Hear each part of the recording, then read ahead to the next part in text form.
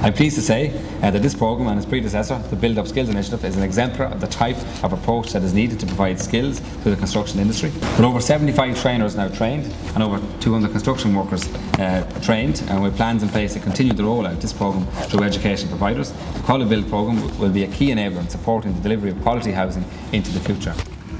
So why have Quality Build?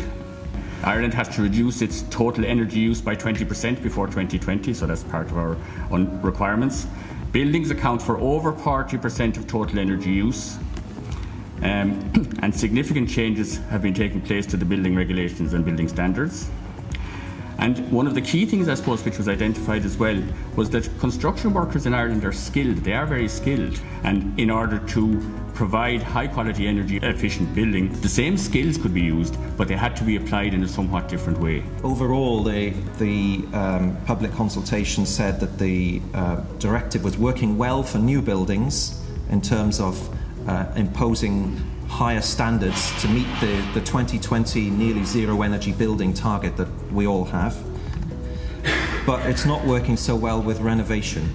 And there we have a huge challenge, including in Ireland, to renovate the building stock to a high enough energy performance.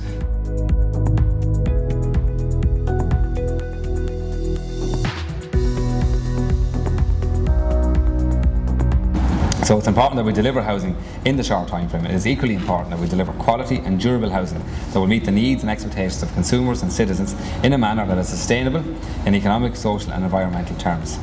The development of Quality Build mirrors the focus on quality building, which this government will pursue in the wake of the many serious and unprecedented failures that affected our construction industry and the economy over the past decade or so.